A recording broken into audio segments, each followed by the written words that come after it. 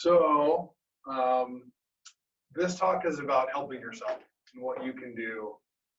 Discover something new for yourself that'll make you feel better, be more productive, be a good doc, be a good person.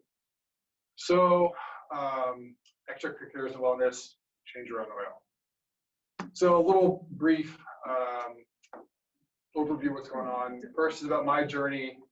Help yourself. I guess I should have edited that. Help yourself and help your car. So this is me. This is like 16, my gross beard-ish thing. But my mom's Saab 900. I was lucky enough to be gifted this car from her. She said, "Congratulations, this is your car. Learn how to drive stick. This is what you're going to drive." Then right before leaving for college, I got what I wanted, Subaru Outback, do everything in this car, again, stick shift, a kayak, an old bike on top, ready to rock. It's our dog Bo, saying goodbye before he left. This is a fantastic car. I bought this car, we got this car in 2007, 2005. I sold this car as a first year here. This car lasted over like 12 years, multiple round trips back and forth, Georgia to New York. And then we drove from New York out to here, Loma Linda. The only problem we had was on the drive out, we lost like an axle shaft and had to get towed and all that fun stuff. But we made it. Yeah, not a problem. We survived. Used it for like from the start of July until about November when I got a new car. So I realized that kind of throughout my life, I've enjoyed a number of different activities, and a lot of them were revolving around me learning a new skill. Me saying, I think I can do that. Let's learn how to do that. Number of different resources that you can use to learn a new skill for yourself.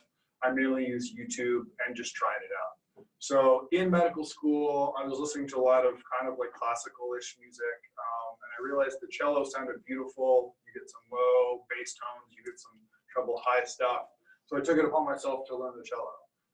I bought it, figured I could kind of tabulate things. I played the bass growing up and said, let's figure this out.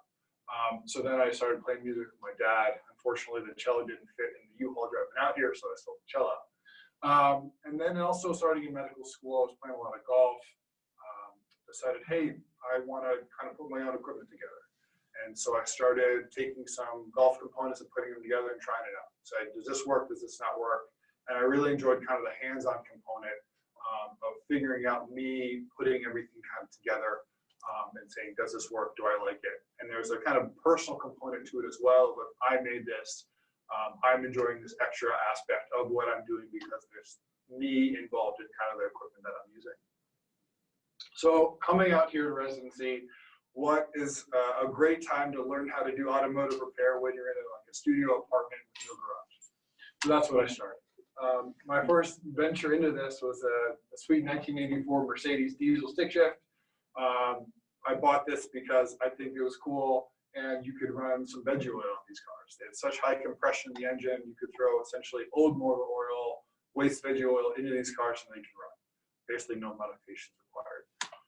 It was a great car, except I realized in order to get under the thing or do any work, you needed specialized tools and I didn't want to die and come in and crush my car by trying to work under this thing, so I sold it. I bought another one on the way, but sold that too. So car number 3, project car, 1991 Ford F-250. Again, stick shift. I love driving the stick shift. Again, a diesel because you could just figure it out. Again, high compression, running everything on these diesels. But I was like, well, if I'm getting a truck, I kind of want a 4x4, and it's a little long, and I can't park it anywhere. So I sold that too. And then I bought this beauty. 1986 F-250. Guy bought it from it, actually shortened the frame, so that's like an F-150 bed on the back. Again, a stick shift. It's like perfect. This is a nice little beater if I get it injured, whatever, break it, it doesn't matter. And a good frame and kind of base of what I wanted to do. So the whole process, I was doing some things, I took it to a shop, and they're like, oh yeah, you need $3,000 worth of work to get this thing exactly where you want. I was like, well, that's more than I bought it for, so we will not be doing that, and I wonder what I can do on my own. So I started first, I said, okay, let's replace the rear shocks, because that's something, let's try that. Okay, it worked. Replace the front tie rods. Then I realized, well, if I'm driving this thing on the highway, it's actually better to change up the rear gearing, get better, higher speeds. but it's actually cheaper to buy a whole new rear axle. So I changed out the whole rear axle, added some disc brakes.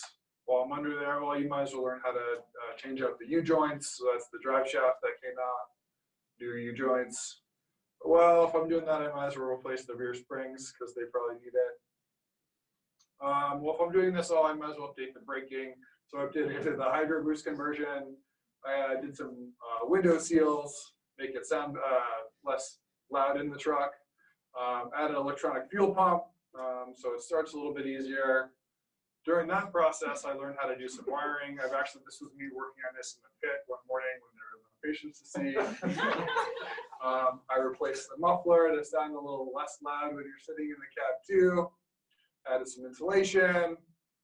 And so where am I going with this? I've decided if I'm going to invest so much in this truck, it needs a new engine. So I actually ended up driving out to Vegas, met a dude, bought a new engine, bought a new transmission, and drove it all back. And now I have a storage unit which is just full of old truck stuff that eventually I'll bring up to Sacramento.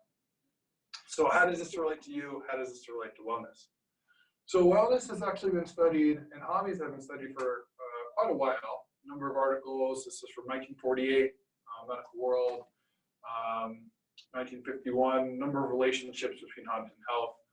Fortunately, I couldn't actually find these articles. You have to get them in print. They're not uploaded. But some newer articles about health and hobbies. So this is an article about avid knitters and how they view their kind of experience and their activity. They describe that this activity bolsters their daily life and it does have the power to promote health and well-being. Another article, 2019, shows the relationship between hobbies, depression, and mental health, and people who work long hours. So definitely applicable to us. So if you look at the chart I've listed, having hobbies, yes or no, there's a significant decrease in depression and the decrease in perceived mental well-being, which is PMWB there. This is another article that looked at dental students and their factors impacting their well-being, showed that they have an increase in well-being, increase in productivity by actually having hobbies. Another article, social activities, leisure, middle-aged people in Japan. So Kimini, pay attention to this one.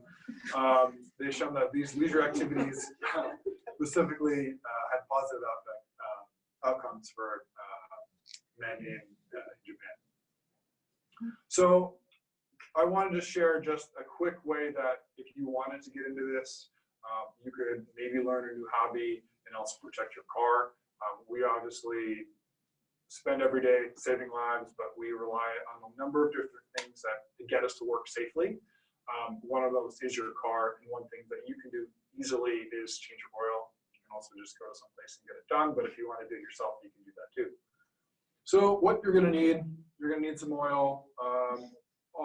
Some different cars have different specs of oil just based on the heat generated by that engine and what the engine can do. So first off, you're going to need protective equipment for yourself. The most important rule is don't get hurt. You need to come to work. So protective goggles, some gloves. You need something this thing over here is to collect the oil. So oil, filter, maybe a wrench or two, and something to put under the car so you don't get too dirty. So to get started, you open your engine bay, like, what is all this crap going on? What do I need to do?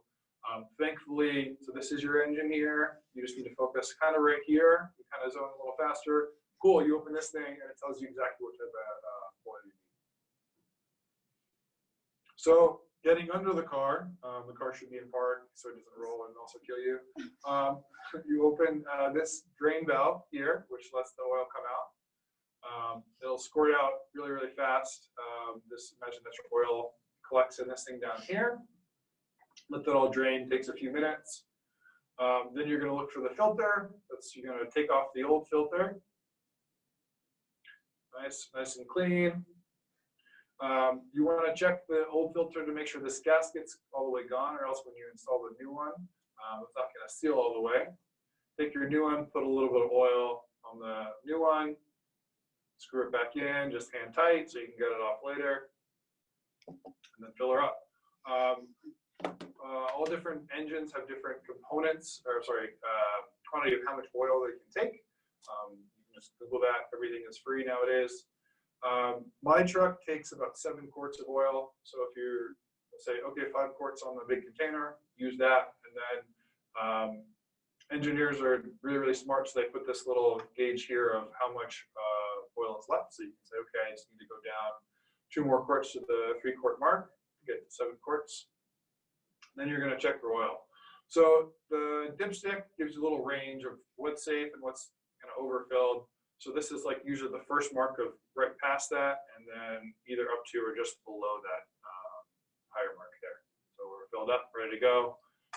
You're going to start her up, let the oil circulate, fill that filter, and then if you have a car or truck that has a little bit of a meter of how much engine oil you have left, you reset that, and then you're good to go. So 3 kind of salient points I wanted to leave you with. Find an activity or hobby that you enjoy doing. Obviously, everyone's not going to be into this, but it worked for me. There are a number of different resources that are available to you.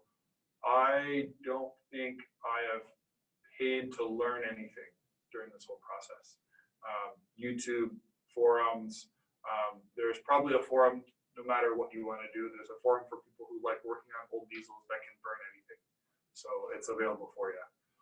Push yourself to try new things. I think before I got out here, the most I'd done was change a fuse in my car. I'd taken it everywhere, shops to get all the oil and everything done. So it's possible, no matter if you want to learn a new instrument, learn a new sport, learn to fix old trucks or cars, you can do it. Take care of your car. They'll take care of you. We rely on these things every day. Just get us to work. It's probably the most dangerous thing you do every day is get your car. Take care of the car, take care of you. Thank you.